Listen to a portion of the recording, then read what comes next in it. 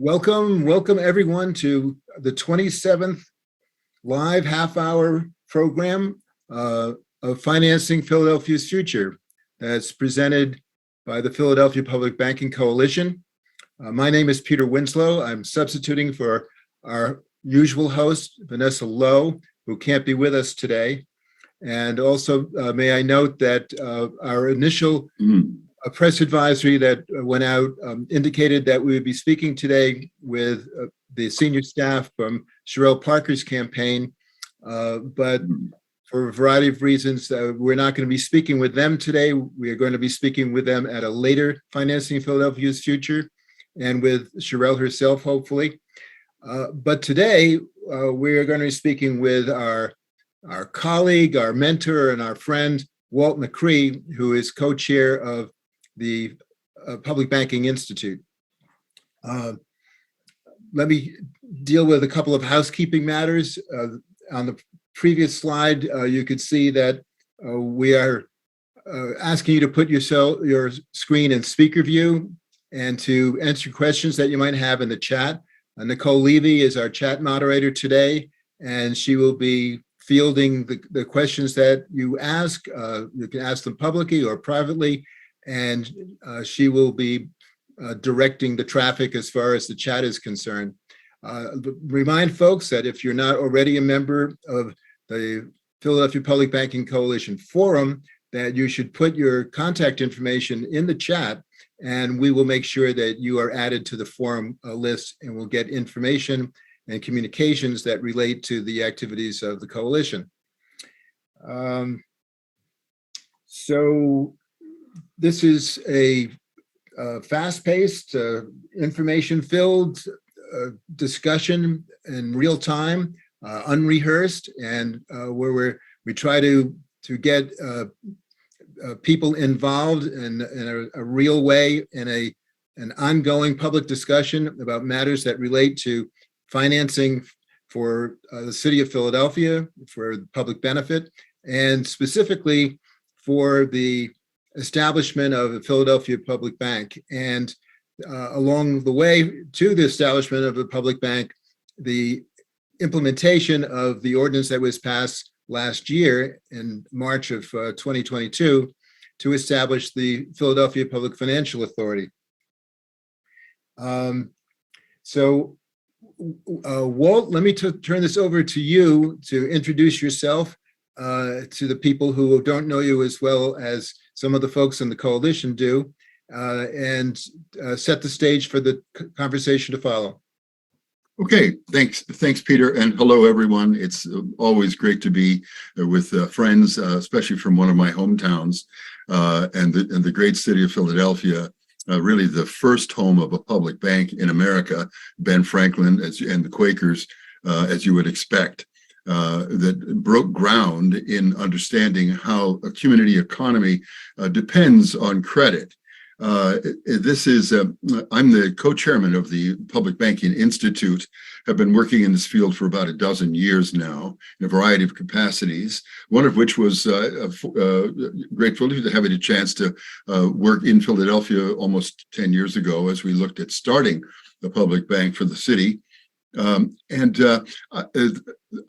group has asked me to touch on a couple of the contextual issues, the history of some of this work, some of the developments that are going on around the country, some of the issues that are evolving, and then for us to focus on Philadelphia and some of the plans that are underway at this time. Let's start by addressing why the need for a public bank. I think we all know that we live in a privately controlled monetary system in which the people's interest and the people's resources are held and utilized by others for their own interests. Much of that is supplied to the tune of hundreds of billions of dollars in the form of public deposits from municipalities, states, and other corporate civic bodies. What we're trying to do what we're doing in the public banking movement is to reclaiming democratic control of our money. After all, it is our money. And I think we forget that somehow. The whole notion of banking has been kind of abrogated to this ethereal sort of group of magisterial magicians who deal with banking. Banking is a tough business. It's a business of risk, understanding, but it is enormously profitable, as we've seen. And it's also the keystone for how we're able to leverage our own credit worthiness, our equity in the community forward. It's because banks uniquely have the ability to leverage their capital, that is to say, the nest egg that they hold on to, that they start the bank with and which grows.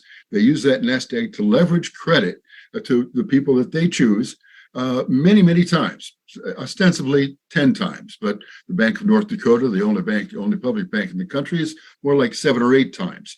Prudency, conservative values in play there. Now, our existing state agencies and bureaus are able to leverage, or sometimes and frequently leverage, the money they have with private partners, through bond markets and other investment sources. But they typically don't. Might get 2-3 times as much gathered for investment. So having a bank provides a dramatically larger capability and flexibility to be able to design financial instruments that can invest in projects that commercial banks and retail banks don't necessarily want to deal with. Affordable housing would be one of those, but also small business lending, minority communities of various types. There's just a long list of public needs that a retail bank doesn't have an interest or maybe even an ability to serve. Whereas a publicly owned bank with the kind of capital depth and the commitment of the citizens can really make a difference in a unique way. So that's why public banking is taking off all over the country. As I say, we started this Public Banking Institute in 2010 or 11. And since that time, well over 30 states and cities have been involved in creating their own banks. Now, what you want to know is that we still only have one public bank in the continental United States. That, of course, the Bank of North Dakota, one of the most successful and profitable banks in the country, by the way. It is a wholesale bank. It doesn't do retail banking. It does very little of it, but it provides the kind of financial backdrop that allows the real community lenders, the community banks, the credit unions, and CDFIs and others to be able to really have resources to back up their lending. Credit is, you're taking a flyer with somebody saying, hey, look, here's $50,000, please pay me back. You've got some check marks on your form that will kind of give you some comfort on whether or not that's a possibility. But the public banks are able to deal with people where they are, and they're not just going for the best credit risks as is required by a private bank that is looking to maximize profits. So the need of public banks is to fill out the infrastructure or the ecosphere of public finance by providing an important new vehicle to serve the public needs, but also to conserve public resources, because it costs a lot of money to hand off the responsibility of managing your deposits and other resources to private banks. So there's money savings and there's money generation. The public bank can generate profits, and a bank must generate some profit so that it can sustain itself. That is something that a lot of people forget. This bank, the public bank, is not a charity. It's a business operation that operates within the confines of good bank management, but maximizes the opportunities with capital. Now, many of the groups that I referred to are still at it after 10 years. In Washington State, for example, they had tried numerous times to get a bank bill through the legislature, and they're still at it through probably 3 or 4 iterations of community organization. Similarly, the state of Oregon has been at it about that long, has been on and off again as citizens groups, but I'm happy to report that just this past week, the Oregon legislature approved almost unanimously, to launch a study to really get on with the idea of, okay, yeah, we're going to give this thing a real fair shake this time. As many of you probably know, the state of California has had a lot of initial progress on the legislative front to codify public banks at the municipal level. Not that that was needed, but that was seen as a politically savvy thing for them to do. So San Francisco, Oakland, and Los Angeles, as well as northern and southern counties in California, are also very actively engaged in that. And Los Angeles is about to embark on its feasibility study as well. So, Walt, Yeah. Oscar Perry-Abuelo at New City today published an article about what's going on in Los Angeles, and a new series of studies that has been done by the Jane Family Foundation about public banking, which I think adds to the intellectual heft behind it. Do you see that there is real action, maybe the creation of the Municipal Finance Corporation in San Francisco, that California is going to be actually taking the lead in creating a public bank? Well, I think that, and thank you for mentioning that, because there's so much going on and so many different developments, some of them really keystone developments, and Peter just mentioned one of them. And it comes out of the experience we've had in this development period, that it's very difficult to start a bank, a de novo bank, that is to say, out of the ground, never existed before bank. There's just a lot of, it takes money, expertise, a political will, which and of course political capacity, a lot of which doesn't exist in our governments at this time. But what we see is more likely to emerge as a stepping stone to creating a real bank are these interim bridge bank facilities, like in San Francisco, that is called the Municipal Finance Corporation. New Jersey is looking at something very similar, as well as our other locations, in which non-bank civic lending institutions are created that will work with some of the public money to move into lending into the communities in an initial basis, which helps to build familiarity, proof of concept, helps to build an understanding of what a civic portfolio of lending could look like.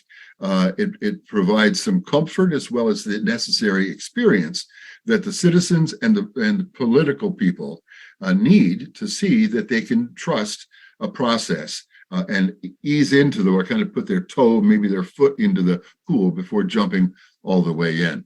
So I think that's really important. And what Philadelphia has done, what you've done here, was a breakthrough in applying a new way for a municipality to get a hold of banking capabilities with the municipal finance, with the authority, the municipal authority that's still in the works.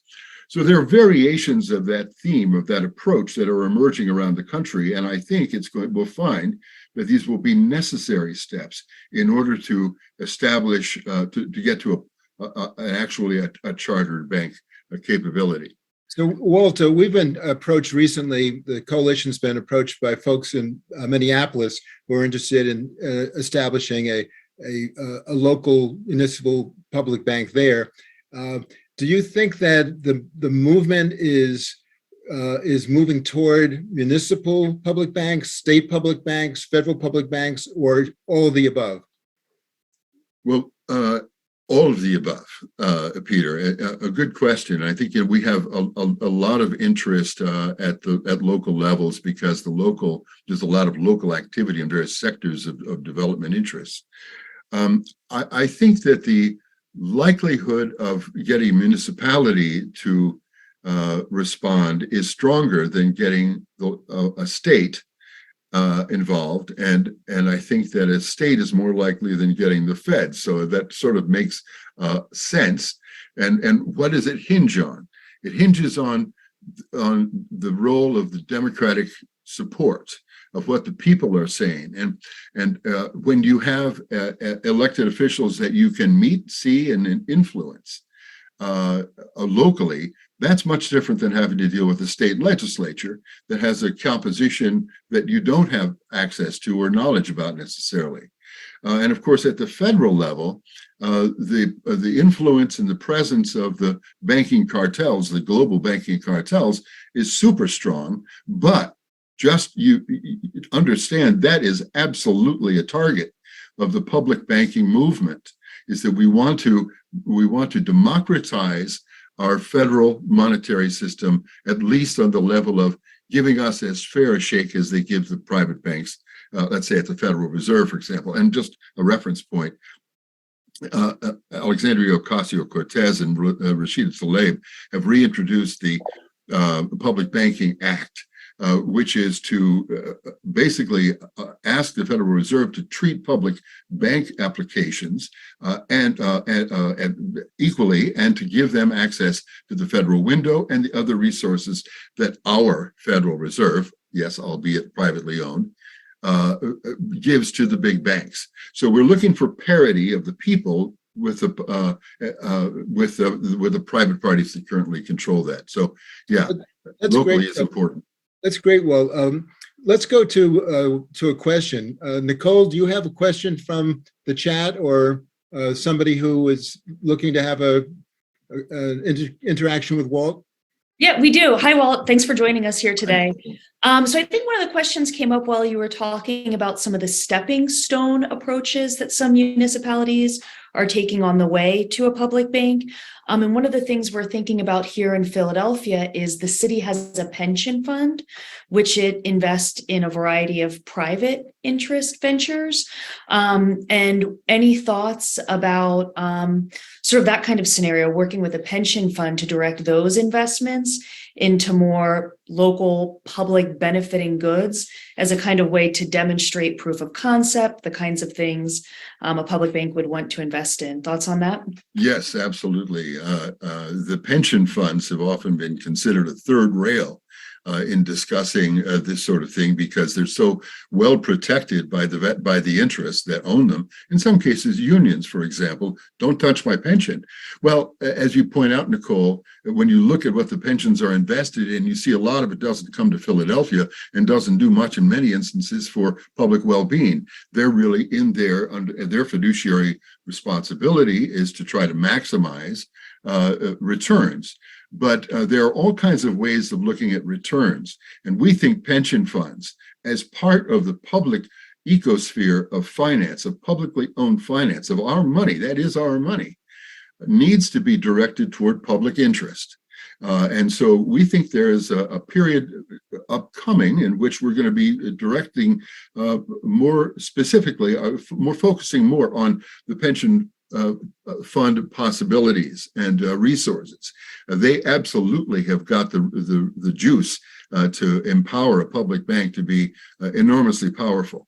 And you'd have to say, when you look at the rather scattered results over time about how they perform, that there's been a tremendous amount of ineffectiveness and non-competitiveness, sometimes not even keeping up with the Standard & Poor's, with the market averages, and often costing much, much more than the pension fund, just costing tons of money, hundreds of millions of dollars in the case of New Jersey, for example. But yeah, pension funds, let's go, let's get them. I just want to echo one thing you say. I love that expression, go to where the juice is, or look for the juice. There's a lot of juice in the pension funds that can be redirected into community needs and also in deposit dollars. I always like to highlight the fact that we have $67 billion just sitting in the bank here in Philadelphia, most of it given over to large national banks who aren't redirecting it here locally. So let's get that juice. Thanks, Walt. Yeah. Yeah, and I think one of the ways in which, and by the way, we could talk about local lending, community banks, and credit unions as being important parts of the public monetary profile or ecosphere. Community banks have been frontline in local lending, and right now they're struggling to stay alive in many instances for a variety of reasons. They've been diminishing in number, being bought out, and so forth. So the ability for locals to get locally lent credit is diminishing. A public bank could stand with them in a whole new way, opening up really new markets for them, as they do in North Dakota, by guaranteeing some of the loans, by sharing some of the risk, by writing down the cost of some of these loans so that people can afford houses. And also, of course, the public bank could collaborate with the city, who has in community land trusts and commercial land trusts and a variety of other sort of initiatives that are innovative and creative, that, again, that private financial interests are not willing to take a flyer on. That the public and that the government, in its commitment to public service, could find very appropriate and timely. So, Walt, there's a lot of anxiety, sort of continuing anxiety about the economy and about the banking system, the financial system. We had 3 of the largest bank failures in the United States history within a period of about a month, just about 2 months ago, a month ago. And the 5 of the 15 largest banks in the United States have lost their market value substantially, 37 to 49% within the last year and a half. This anxiety seems to cut both ways toward a public bank. On the one hand, people look for a better system, which we think a public bank can contribute to. But at the same time, they say, oh, things aren't going so well. This is not the time to rock the boat. How do you think that balance works out in the political discourse? Well, I think to conflate the behavior and the strategies of private banks with a public bank agenda and mission is an incorrect sort of an equivalence. They're not the same business models. Publicly owned banks are committed to looking to investing locally in the productive economy, in people, in infrastructure, in services, in the things that the people need. Those returns, as our economist online here, Deb Feigert, had demonstrated in New Jersey, produce multiple benefits many times over what they would do in a fund. So whereas SVB and these other banks have put themselves at extreme risk, take a wide berth for regulatory constraints, and get away with stuff. And the Fed, of course, is enabling them in many ways. So I think there are 2 different conversations there, and I think it's an important distinction for us to make as protagonists for public banks. Great. And so what role do you see we have, maybe a unique role within not only the public banking movement, but what we can do to move forward here, where Mayor Kenney has not moved forward with the implementation of the ordinance to create the financial authority, and we're waiting for the next mayor to take office. Hopefully we can get things moving again. Do you think that we're in a pause, a watershed? Do you think that other municipalities around the country are looking to Philadelphia for leadership? A good question. I think you cannot stop. Don't take your foot off the pedal. What you've created in Philadelphia is an exciting bit of synergy and outreach and integration of networking. It's going to make all the difference because ultimately the political representatives are going to have to see if the people want this. And so that the problems, you guys have been great in creatively solving and addressing the problems that the political people would need to consider. We have to keep doing more of that and working with them, demonstrating how this bank can serve the purposes and the needs of the city. So absolutely, Philadelphia has, I think, taken a very important, provides a very important example of what could be done at the municipal level in the event that you don't have any sort of state support. Yeah. So, and I also think state support, by the way, may also be changing for Philadelphia. So these opportunities, as the political winds shift and the characters and the kites in the wind come and go, the people's rock commitment to something like this is what's going to bring it about. Yeah, Well, we might note that you were a co-founder of the Pennsylvania Public Bank Project. So, and you are you're a national figure, but you really have your finger on the pulse of things in Pennsylvania and New Jersey and within our region. So, appreciate that. Along those lines, what does the Public Banking Institute have up its sleeve? What are you planning on doing in the near future? Well, we're at an inflection point too. I think what we've discovered in the last 10 years is how things are likely to emerge. We know, for example, that the de novo process is probably a reach that we shouldn't try to make initially, unless the circumstances absolutely are less, all the lights are green. But there are many aspects that Public Banking Institute intends to address, from the role of minority banks and community banks, from looking at the pension fund issue, looking at how we can network the many silos of civic interest and organizations that need to be brought together. I mean, one of the things that we as an institute, we want to institute the understanding that public banking, publicly owned financial institutions, should be part of our system of governance. An example of, and so for example, one of the things we've aligned ourselves with is the National Infrastructure Bank movement, which is recreating the bank that started in 1934 for the Reconstruction Finance Corporation, where the federal government stepped in and took an active role in helping to do infrastructure. Well, that's a public bank, and so it's one iteration of how public banks and public finance can be realized.